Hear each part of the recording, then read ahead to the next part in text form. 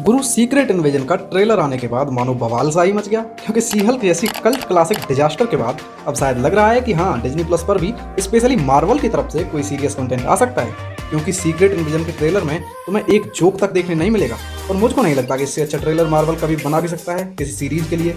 और इसीलिए आज की अपनी इस पर्टिकुलर वीडियो में अपन सीक्रेट इन्वेजन के ट्रेलर का ब्रेक डाउन करेंगे कि इसमें होने क्या वाला है। और हो सकता है कि ये सीरीज देखते वक्त तुम्हारे लिए स्पॉयलर्स बन जाएं, क्योंकि अपन फैंस हैं, अपनी थ्योरीज 98% चांस रहते हैं कि हाँ, ये स्पॉयलर्स बन सकती हैं। और ऊपर से मैंने कॉमिक्स ही पढ़ी हैं, तो सॉरी अगर तुम्हारे लिए सीरीज का कुछ भी स्पॉइल्स हो जाए तो। लेकिन इन सब बातों से पहले hello everyone, this is movie game. तो फिर चलो खेलते हैं। तो ट्रेलर की शुरुआत स्क्रल्स के ग्राम प्रधान टेलोस की आवाज़ से होती है, और अपने निक फ्यूरी हाथ में कट्टा तमंचा पिस्टल लेकर जा रहे हैं। बैकग्राउंड में टेलोस कहता भी है कि जब से तुम गए हो तब से चीज़ें बद से बदतर हो चुकी हैं, और फिर अपने फ्यूरी चाचा कहते हैं कि इसीलिए तो मैं वापस आया हूँ। इसके बाद किसी जंगल जैसी जगह पर एक लाइटनिंग गिरती है, मानो किसी स्पेसशिप से कोई नीचे उतर रहा हो, और उसके बाद फ्यूरी उस लाइटनिंग से निकल कर आते हैं।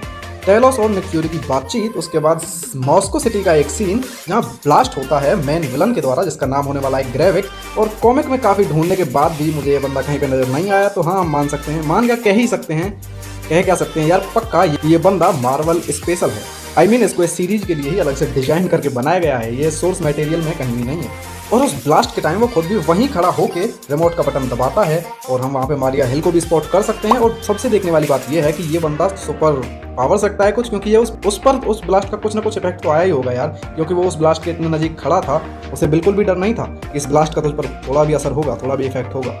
उसके बाद एक वाइट बैकग्राउंड से निकलकर फ्यूरी की एंट्री होती है। उसके बाद लोगो और फिर एक लंदन का सीन दिखाया जाता है, जहाँ पर निक फ्यूरी का एक बहुत ही बैडएस लुक दिखाया जाता है उसके पट्टे के बिना।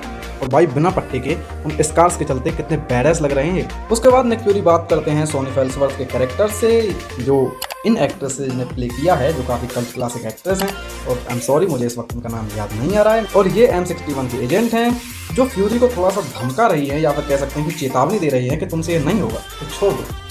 उसके बाद टेलोस कॉलर पकड़ लेता है ग्रेविक का, और उसके सारे बॉडीगार्ड्स, मतलब बॉडीगार्ड्स तो नहीं कह सकते, वो जिस हॉल में बैठे हुए थे वहाँ पर काफ़ी बड़े बड़े अमेरिका की काफ़ी बड़ी बड़ी हस्तियों के पोस्टर्स लगे हुए थे, और काफ़ी लोग इधर उधर बैठे भी हुए हैं, और वो सभी स्कल्स हैं, क्योंकि वो एकदम से ग्रेविक के ही फॉर्म में ट्रांसफॉर्म हो जाते हैं। फिर निक फ्यूरी हमेशा की तरह अपनी कब्र पर जाते हैं, किसी लॉकर रूम में जाके तैयार होते हैं, गन लोड करते हैं। उसके बाद मारिया हिल का एक शॉट, मिस्टर रॉस शायद किसी से छिप रहे हैं। उसके बाद मिलिट्री पर्सन किसी की तरफ अपनी गन फायर करते हुए आगे बढ़ रहे हैं, और उनके पीछे कुछ गाड़ी पलटी हुई है। और ये एक सड़क का सीन है, और साइड में हम घास भी स्पॉट कर सकते हैं। ये सीन जहाँ तक मुझे लगता है आगे चल के कनेक्ट होगा, जो मैं आपको आगे बताने वाला हूँ। उसके बाद काफ़ी सारे स्क्रल्स मशीनों में एक्चुअली उनके ऊपर कुछ कंबल डाले हुए हैं उन्होंने, तो इसका मतलब वो उन कंबलों से ढके हुए हैं। और इंटरेस्टिंग बात यह है कि वो लोग ग्लो कर रहे हैं। एमिलिया क्लार्क वहाँ जाती है, उनको देखकर उसे शौक लगता है। उसके बाद वे भी हो सकता है कि जो स्क्रल्स मर जाते हैं उनको यहाँ पर रखा जाता हो, या फिर सबसे बड़ी थ्योरी यही है कि स्क्रल्स को, नॉर्मल स्क्रल्स को यहाँ पर लाकर सुपर स्क्रल बनाया जा रहा है। फिर ग्रेविक किसी चैम्बर जैसी जगह में जाता है, और उसके बाद कहीं पे FBI घुसती है। उसके बाद पुल्स आ गई, पुल्स देख के निक फ्यूरी भी रास्ता बदल लेते हैं, किसी और तरफ निकल जाते हैं। फिर वो सीन आता है जहाँ हेलीकॉप्टर से गाड़ियाँ उड़ाई जाती हैं। एमिलिया क्लार्क का कैरेक्टर किसी की छाती पर सर रख के रो रहा होता है, सेम उसी प्लेस पे। ऊपर से हेलीकॉप्टर्स गुजर रहे होते हैं, निकल रहे होते हैं, जा रहे होते हैं। उसके बाद कुछ एजेंट निक फ्यूरी पर गन पॉइंट कर लेते हैं। वैसे साइड में सबसे पीछे जो ये सज्जन खड़े हैं, इनको क्या तकलीफ है यार अपनी गन निकालने में। उसके बाद अपने टोनी चचा के best friend Rhodey Nick Fury से बातचीत करते हैं, बोलते हैं कि you are the most wanted man alive on this earth. वाह क्या इंग्लिश है। पीछे स्क्रीन पे मे बी निक फ्यूरी की प्रोफाइल खुली हुई है। मारिया हिल का सीन कंटिन्यू होता है, वो अपनी गन लेकर आगे बढ़ती है उसी जगह पर। फिर किसी खंडर पड़ी हुई मे बी कोई कंपनी, उसका सीन दिखाया जाता है। खंडर में इसलिए बोल रहा हूँ क्योंकि वहाँ पर तुम खुद देख लो यार, बिल्डिंगों पर पेड़ चढ़े हुए हैं, बिल्डिंगों से ऊंचे पेड़ निकले हुए हैं, क्या बोल रहा हूँ मुझे खुद नहीं पता। उसके बाद एक पूल की टेबल पर बैठी हुई एमिलिया क्लार्क और निक फ्यूरी की बातचीत होती है। यार इतनी बार एमिलिया क्लार्क बोल दिया, तो आपको कुछ बताना चाहूँगा कि ये जो कैप्टन मार्वल मूवी में हमें टेलोस की जो बेटी दिखाई गई थी, छोटी बच्ची हो क्या, तो ये वही है, और ये बड़ी होकर इतनी बन चुकी हैं, जो मे भी हो सकता है कि अर्थ पर किसी मिशन के चलते आई हो। उसके बाद DODC का एक बक्सा खुलता है, और इसमें काफ़ी इंटरेस्टिंग बात यह है कि इस पर लिखा हुआ है CULL कल। अब कल से तुम्हें कुछ याद आया है? कल से याद मुझे तो आ रहा है कल ऑब्सीडियन का हाथ, जो वोंग भाई साहब ने पोर्टल से काट दिया था, वो अर्थ पर ही गिर चुका है। और मे भी ये वही हाथ है, इसी के चलते उस पर कुछ एक्सपेरिमेंट होंगे। यार क्या अजीब गरीब स्टोरी बना रहा हूँ मैं, तुम लोग खुद देख लेना, अगर मैं कुछ गलत बोल रहा हूँ तो कमेंट सेक्शन को लाया के गाली दे सकते हो। उसके बाद एमिलिया क्लार्क किसी बंदी के साथ या बंदे के साथ अपने वेपन को लोड करती है, उसके बाद किसी के पीछे कोई भाग रहा है यार, क्लियर दिखाई तो नहीं दिया, जो भी हो तुम्हें दिखाई दिया हो तो बताना जरूर। फिर से सुपर स्क्रल दिखाया जाता है जो एक हाथ बड़ा करके किसी को मुक्का मारता है, और ये सीन इतना छोटा है कि अगर तुम अपनी आंखें बंद भी करोगे, आई मीन ब्लिंक भी करोगे, तो भी तुम इसे मिस कर दोगे।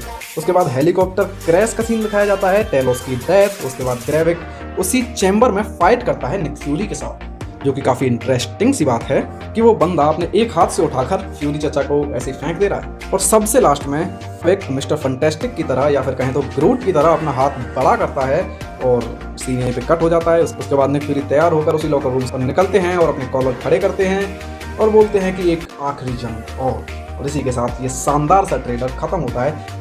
अब देखो कॉमिक्स में बहुत ज़्यादा ब्लंडर हो गया था यार सीक्रेट इन्वेजन की कॉमिक्स में, और सीक्रेट इन्वेजन की ओरिजिनल सोर्स कॉमिक्स में ऐसा तो नहीं हुआ था। ये कैरेक्टर भी MCU ओरिजिनल ही है जो इसका मेन विलन होने वाला है, लेकिन कॉमिक्स की कहानी काफ़ी इंटरेस्टिंग है, तो किसी भी यूट्यूब चैनल पर जाकर देख सकते हो। और अगर शॉर्ट में समझाऊँ तो वहाँ पर सुपर हीरोज की जगह स्क्रल्स ले लेते हैं और उनके आपस की फाइट को दिखाया जाता है, और उनमें आपस में फाइट होती है कि हम ओरिजिनल हैं, नहीं हम ओरिजिनल हैं, नहीं हम ओरिजिनल हैं। और ये आज से नहीं, पिछले 10-12 साल से अमेरिका की काफ़ी बड़ी बड़ी जगहों पर, बड़ी बड़ी सीटों पर पॉलिटिक्स के नेता वगैरह वगैरह, बड़े बड़े एजेंट्स, कोई भी सुपर हीरो, आप किसी पर भरोसा नहीं कर सकते कि कौन स्क्रल है और कौन ह्यूमन। और इसी के चलते पूरी कहानी घूमती रहती है। एंडिंग में नहीं बताऊंगा क्योंकि मे भी ये एक स्पॉइलर हो जाए। तो इसी के साथ आज की अपनी इस पर्टिकुलर वीडियो को हम यहीं पर दी एंड करते हैं। अब तुम्हें इस वीडियो को देखकर कुछ भी अच्छा लगा, नया सीखने को मिला, खुशी हुई या मजा आया तो लाइक मार देना इस वीडियो को। इस चैनल पर कहीं से भी नए टपक गए हो तो सब्सक्राइब तो मार ही देना इस चैनल को, और ऐसी और मोर इंटरेस्टिंग वीडियो देखने के लिए सब्सक्राइब कर लेना अगर तुम्हें अच्छा लगे तो यार। वैसे मेरे कहने से होने तो कुछ वाला है नहीं, 48,000 लोगों ने पिछली वीडियो देखी है, जिनमें से 250 लोगों ने सब्सक्राइब किया है यार। अपने दोस्तों के पास शेयर कर सकते हो अगर चाहो तो। अब मैं मिलता हूँ आपसे अगली वीडियो में। टिल देन रुको। और अगर मेरे से पर्सनली कनेक्ट करना चाहते हो तो ट्विटर और इंस्टाग्राम के लिंक मैं नीचे डिस्क्रिप्शन में डाल दूंगा, आप वहाँ से मुझे जाकर फॉलो कर सकते हैं। मुझसे अगर कुछ भी पर्सनल, वैसे मुझसे कोई पर्सनली कनेक्ट क्यों करना चाहेगा यार। ओके, जो भी है, तो अब मैं मिलता हूँ आपसे अगली वीडियो में। Till then keep watching movies Gyan. Why they wanna move like that? Where you want going?